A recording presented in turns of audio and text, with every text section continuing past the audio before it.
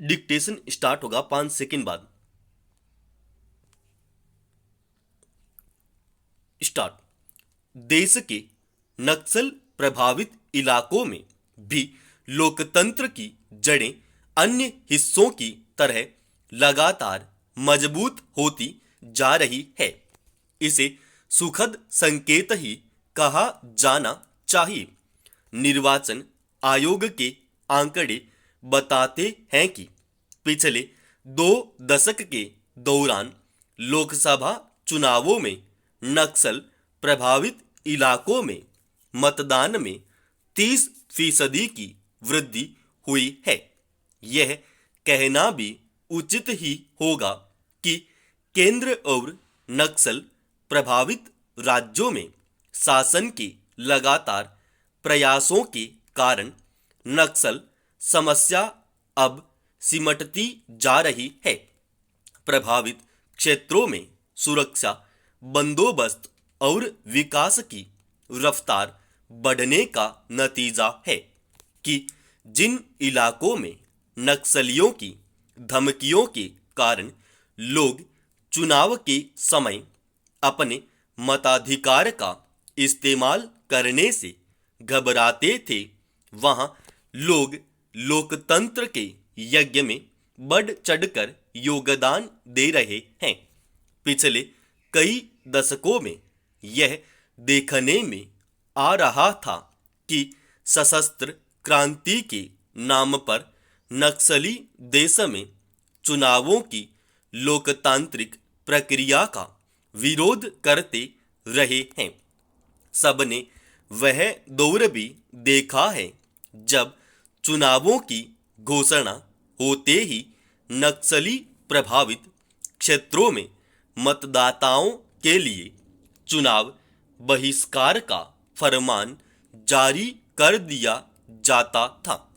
कुछ दशक पहले उनके इस फरमान का लोगों पर असर दिखता भी था। लोग वोट डालने से इसलिए भी कतराते थे क्योंकि नक्सली चुनाव के समय हिंसक माहौल बनाकर मतदाताओं को खूब डराते धमकाते थे।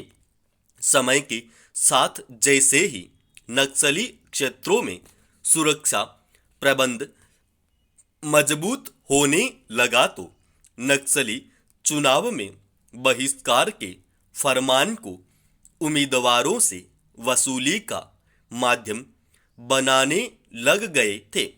लेकिन कुछ सालों से नक्सलियों का यह हथकंडा भी बेअसर होने लगा है। सरकारी आंकड़े बताते हैं कि 1 दशक पहले देश के 10 राज्यों के 106 जिले नक्सल समस्या से प्रभावित थे, लेकिन अब यह संख्या घटकर 46 रह गई है।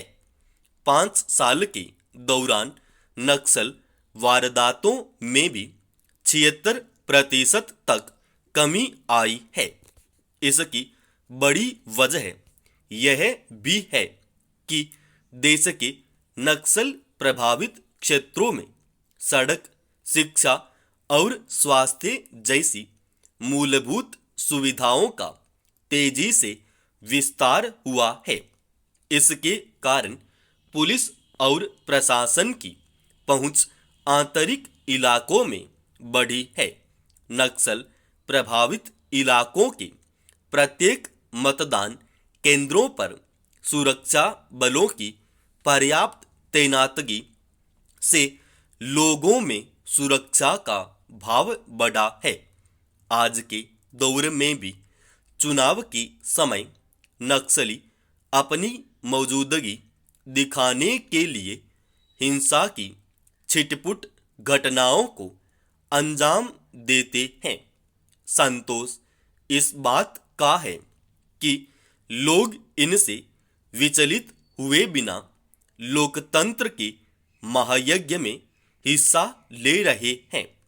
उम्मीद की जा सकती है कि भविष्य में नक्सल प्रभावित इलाकों में सुधार आएगा।